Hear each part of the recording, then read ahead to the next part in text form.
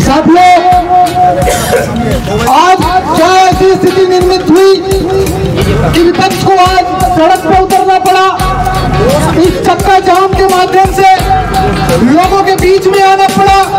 ऐसी क्या स्थिति बनी, उस बात को जानने की आवश्यकता है, उस बात को समझने की आवश्यकता है। कार्यकाल में नान घोटाला हुआ था, उस नान घोटाले की डायरी में सीएम मैडम का नाम आया था।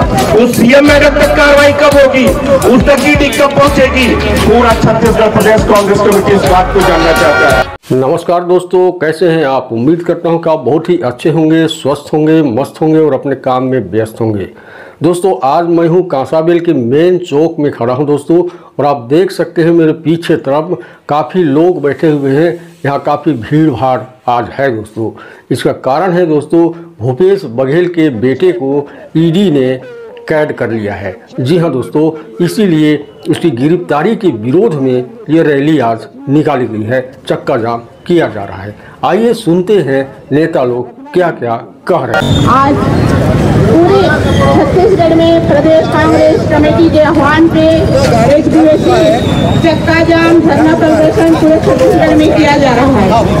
ये वर्तमान में भाजपा सरकार जो है, हमारे जिले के माननीय विष्णुदेव साय जी मुख्यमंत्री के सरकार के विरोध में आज आप सबको पता है कि पूरे छत्तीसगढ़ में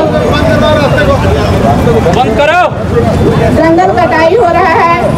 आप लोगों को पता है कि हमारे जशपुर जिले में भी कई ऐसे घटनाएं हैं जिसकी आज तक कोई पूछ परख न कुछ नहीं हुआ। मैं कहना चाहूँगी सबसे पहले हमारे जशपुर जिले की बगिया ग्राम में जो मुख्यमंत्री जी के निवास में उनके घर में आश्रम है, छोटे बच्चे 3 साल के तीसरी कक्षा में पढ़ने वाला अमृत के काटने से मृत्यु हो गया। आज तक मेरे ख्याल से माननीय विष्णुदेव साय वहाँ नहीं गए, न कोई कुछ परख न कोई कुछ भी नहीं हुआ।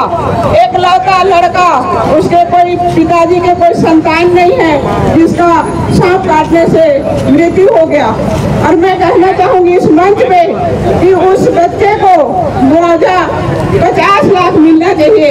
हमारे पत्थर गांव में जब मोन्टू अग्रवाल का आकस्मिक घटना हुआ था, सड़क दुर्घटना, उसमें हमारे कांग्रेस की सरकार, माननीय भूपेश बघेल जी के सरकार, हमारे पूर्व विधायक राम प्रकाश सिंह जी के सरकार ने 50 लाख रुपया माननीय राम प्रकाश सिंह जी ने खुद उनके घर जाके चेक दिए थे मोन्टू अग्रवाल जी को। वैसे ही मैं कहना चाहती हूँ कि विष्णुदेव साय जी के घर में जब इतनी बड़ी घटना हुई है, सांप काटने से हुई है, सरकार के लापरवाही से हुई है घटना। छात्रावास में छोटे बच्चे को क्या पता कि क्या साफ सफाई रखना है, पर कोई व्यवस्था नहीं था छात्रावास में, तब वहाँ सांप काटा है। मैं माननीय विष्णुदेव साय को इस मंच के माध्यम से बोलना चाहूंगी कि तत्काल उनके परिजनों को, उनके पिताजी को 50 लाख का चेक मिलना चाहिए। ऐसे ही हमारे पूरे छत्तीसगढ़ में आज आदिवासी क्षेत्र है छत्तीसगढ़, जल जंगल जमीन हमारे आदिवासियों का रक्षक है, जिसमें आप सबको पता है। भूपेश भैया संघर्ष करो, भूपेश भैया संघर्ष करो, भूपेश भैया संघर्ष करो। प्रदेश कांग्रेस कमेटी के एक निर्देश पे जिस तरह जिला कांग्रेस कमेटी ने आज इस नेशनल हाईवे जाम और आर्थिक नाकेबंदी के कार्यक्रम में आप सभी पधारे, आप सभी का जिला कांग्रेस कमेटी बहुत बहुत स्वागत करती है। साथियों, आप सबको मैं एक बात बताना चाहता हूं कि पूरे भारत देश में ईडी के तरफ से 193 मामले दर्ज किए गए हैं, जिसमें सिर्फ 150 मामले विपक्ष के नेताओं के नाम पे दर्ज है, और इन सभी मामलों में सिर्फ 2 मामलों पे चार्जशीट आज तक की गई है। बाकी सारे मामले सिर्फ इसलिए हैं कि विपक्ष की आवाज को दबाया जा सके। विपक्ष को आवाज को इसलिए दबाया जा सके ताकि शांति पूर्वक यहाँ पे अडानी अपना उद्योग चला सके, भारत के हर कोने कोने में अडानी अपना साम्राज्य फैला सके। साथियों, हमने इतिहास में पढ़ा था कि भारत जब गुलामी का दौर में था तब 2 आदमी आए थे और पूरे भारत को गुलाम करके रखे थे।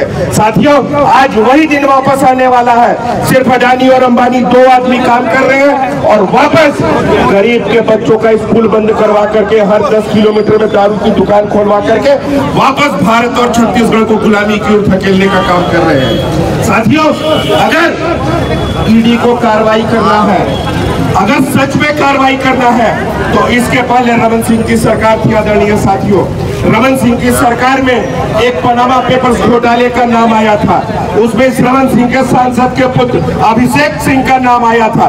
उस तक ईडी कब पहुंचेगी? उस अभिषेक सिंह को ईडी कब तक आकर के सवाल जवाब करेगी? आज आप चैतन्य बघेल को उठाए हैं, जिसका राजनीति से कोई लेना देना नहीं है। आप अभिषेक सिंह को उठाइए और पूछिए, इसी रमन सिंह के कार्यकाल में नान घोटाला हुआ था, उस नान घोटाले की डायरी में सीएम मैडम का नाम आया था। उस सीएम मैडम तक कार्रवाई कब होगी? उस तक ईडी कब पहुंचेगी? पूरा छत्तीसगढ़ प्रदेश कांग्रेस कमेटी इस बात को जानना चाहता है। माता की, छत्तीसगढ़ महातारी की, छत्तीसगढ़ महातारी की। कांग्रेस पार्टी जिंदाबाद, कांग्रेस पार्टी जिंदाबाद। संघर्ष करो, संघर्ष करो। आज प्रदेश कांग्रेस कमेटी के आह्वान में 1 दिवसीय धरना प्रदर्शन में उपस्थित यहाँ सम्मानीय हमारे सभी नेतागण, कार्यकर्तागण, आज जो हमारे देश की जो स्थिति है, इसकी पूरी जिम्मेदारी भारतीय जनता पार्टी की है। चाहे वो प्रधानमंत्री जी हो, चाहे वो मुख्यमंत्री जी हो, चाहे वो मंत्री हो या विधायक हो या सांसद हो, ये सभी अडानी अंबानी की दलाली करने में लगे हुए हैं।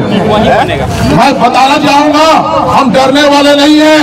न थाने से डरेंगे, न आपके ईडी से डरेंगे, न आपके सीबीआई से, न आईटी से। हम न्याय की लड़ाई लड़ेंगे और लड़ते। आज हम सभी को आखिर यहाँ उपस्थित होना क्यों पड़ा? मैं आदरणीय प्रशासन से कहना चाहूंगा कि हम लोगों ने 2 घंटे का समय आप लोगों से मांगा था और हम लोग 2 घंटे के भीतर में यहाँ से उड़ जाएंगे बिना किसी परेशानी के। आदरणीय साथियों, आज क्या ऐसी स्थिति निर्मित हुई कि विपक्ष को आज सड़क पर उतरना पड़ा? इस चक्का जाम के माध्यम से लोगों के बीच में आना पड़ा। ऐसी क्या स्थिति बनी, उस बात को जानने की आवश्यकता है, उस बात को समझने की आवश्यकता है। साथियों, हम अगर पीछे जाए तो केंद्र सरकार जब कांग्रेस की हुआ करती थी, उस बातों को भी समझना पड़ेगा कि एक समय था जब यूपीए की सरकार हुआ करती थी और यूपीए की सरकार में आदरणीय मनमोहन सिंह जी ने क्या क्या कदम उठाए। ये ईडी सीबीआई कल नहीं हुआ करती थी क्या? तब भी हुआ करती थी। मैं उस घटना को आप लोगों को बताना चाहता हूं कि कॉमनवेल्थ घोटाला हुआ, सुरेश कलमाड़ी कांग्रेस से, ए राजा कांग्रेस से, कन्नी मोदी कांग्रेस से, अपने ही मंत्रियों को यूपीए की सरकार ने जेल में डाला था क्योंकि वो घोटाले में संलिप्त हुए थे। साथियों, आज की ये सरकार, बीजेपी की ये सरकार, ये मोदी की सरकार, ईडी केवल कांग्रेसियों के लिए है क्या? ईडी केवल विपक्षियों के लिए है क्या? ईडी सत्ता पक्ष के लोगों के द्वारा घोटाला नहीं किया जा रहा है क्या? कोई एक बंदा, कोई एक मंत्री, कोई एक नेता ऐसा जो भारतीय जनता पार्टी का हो, उसके खिलाफ ईडी ने कार्रवाई की हो, ऐसी कोई घटना मुझे बता दीजिए। साथियों, एक ऐसा मुख्यमंत्री जो हमारे कांसाबेल से है, विष्णुदेव साय जी, जिसे सोचा था हम लोगों ने कि हमारे क्षेत्र का विकास करने के लिए एक आदरणीय मुख्यमंत्री जो विष्णुदेव साय जी के रूप में हम जशपुर जिले को मिला है। साथियों, ऐसा एक काम 2 साल हो चुके चुके हैं साथियों। 2 साल के भीतर में अगर एक भी काम वो गिना दे कि जो जसपुर जिले के लिए, छत्तीसगढ़ की बात नहीं करूंगा, जसपुर जिले के लिए अगर कोई एक ऐसा काम जिसमें माइल स्टोन स्थापित हो, मैं पिछले 10 साल की बात करना चाहूंगा। इन्होंने ढिंढोरा पीटा था नेशनल हाईवे जिसमें हम बैठे हुए NH-43 शुरू कब हुआ बनना? 2014 में तत्कालीन केंद्रीय मंत्री विष्णुदेव साय जिन्होंने 14 करोड़ की परियोजना, 1400 करोड़ की परियोजना अंबिकापुर से लदाख तक की NH नेशनल हाईवे की परियोजना लेकर के ढिंढोरा पीटा था। 1400 करोड़ की परियोजना। साथियों बताना चाहता हूँ 10 साल हो गए, 10 साल हो गए, 10 साल से भी ये नेशनल हाईवे बन नहीं पाया है। ऐसा अकर्मण्य मुख्यमंत्री छत्तीसगढ़ को मिला है साथियों, जो अपने घर का रोड नहीं बना पा रहा है।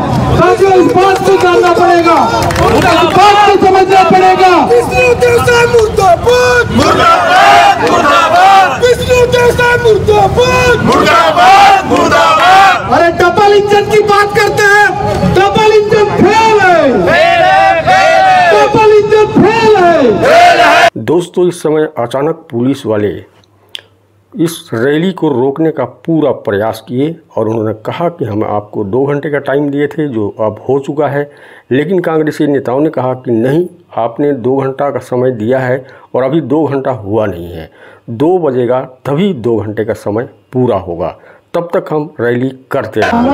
कांग्रेस पार्टी, अरे विष्णु मोदी डरता है, पुलिस को आगे करता है, विष्णु मोदी डरता है, पुलिस को आगे करता है, साय डरता है, पुलिस को आगे करता है। विष्णु तेरी तानाशाही नहीं चलेगी, नहीं चलेगी, विष्णु साय की तानाशाही नहीं चलेगी, नहीं चलेगी, विष्णु साय पुलिस को आगे कर लो, किसी भी तंत्र को आगे कर लो, ईडी को आगे कर लो, जेल में भर दो। हम जब भारत देश गुलाम था तब से हम लड़ाई लड़ रहे हैं और आज भी लड़ रहे हैं और आगे भी लड़ेंगे। आप किसी को भी आगे कर लो। आज मैं आपको बताना चाह रहा हूँ, हमारे जसपुर जिले को ट्रैवल जिला बोला जाता है। हमारा छत्तीसगढ़ आदिवासी क्षेत्र है। हमारे आदिवासी लोग पेड़ की पूजा करते हैं, धान की पूजा करते हैं, इस भूमि की पूजा करते हैं। हमें ऐसे अडानी की दौलत नहीं चाहिए। हमारे जो किसान हैं वो धान को उगाकर अपना आर्थिक संपन्नता ला सकते हैं। हमें जरूरत नहीं है आपके उद्योगपतियों की। हमारे किसान हमारे लिए उद्योगपति हैं जो हमको अन्न उगा कर देते हैं, हमारा पालन पोषण करते हैं। उनके लिए अगर हमें लड़ना पड़ेगा तो लड़ेंगे, जेल जाना पड़ेगा तो जाएंगे, मरना पड़ेगा तो मरेंगे, लेकिन डरेंगे नहीं। कांग्रेस का हर एक कार्यकर्ता पूरे देश के लिए लड़ेगा, पूरे भारत छत्तीसगढ़ के लिए लड़ेगा और सब सीना ठोक के खड़े हैं। आपको जो करना है कर लीजिए, आपको जो खड़ना है। धन्यवाद।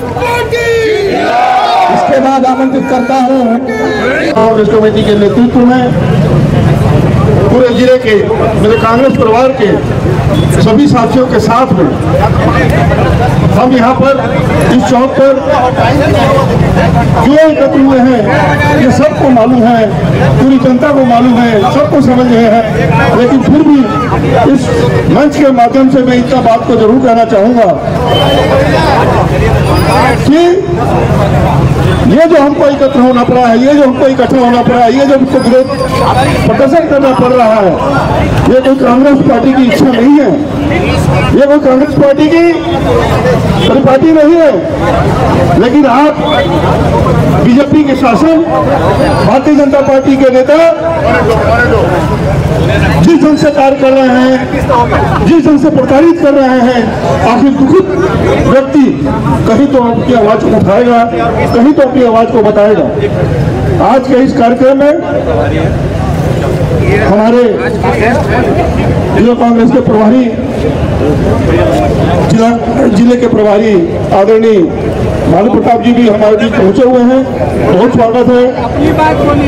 और बाकी सभी मेरे आदरणीय मंच, मेरे सीनियर, मेरे जूनियर, सभी कांग्रेस परिवार के मेरे साथी हैं। मैं ज़्यादा कुछ न कहना चाहूँगा, जिस समय वोटिंग हुई भाजपा की यहाँ छत्तीसगढ़ में सरकार बनने की पोजीशन बनी, तो सबसे पहला काम, अभी सरकार नहीं बनी, अभी मुख्यमंत्री क्लियर नहीं हुआ, सबसे पहला काम हंसते होके जंगल काटे गए बिना सरकार के परमिशन के, बिना किसी जानकारी के, बिना किसी आदेश के हरियाणा आदिवासियों के जंगल को धराशायी किया गया और उसके बाद जाकर सरकार बनी।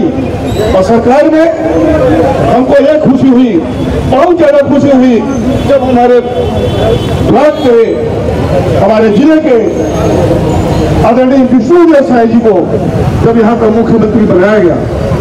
हम सब, चाहे वो कांग्रेसी हो चाहे बीजेपी के हो, जसपुर जिले के नागरिक इतने उत्साहित थे, हमारे आदिवासी भाई इतने उत्साहित थे कि बहुत ही समय के बाद, जब वो पहली बार बोलिए छत्तीसगढ़ के अंदर में इतना बड़ा नेता हमारे क्षेत्र के अंदर से लिया गया।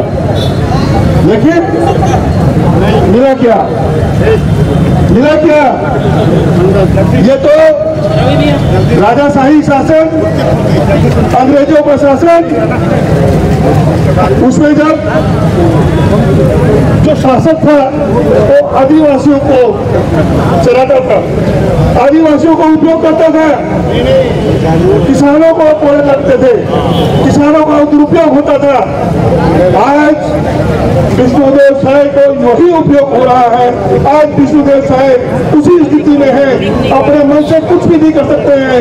मैं इस बात से अच्छी तरह से वाकिफ हूँ कि विष्णुदेव साय की सोच बहुत अच्छी है, सोच गंदी नहीं है, लेकिन आज जिस पोजीशन में आए हुए हैं, ये इतने दबाव में हैं, इतने ज्यादा दबाव में हैं कि ये अपनी इच्छा से काम नहीं कर पा रहे हैं।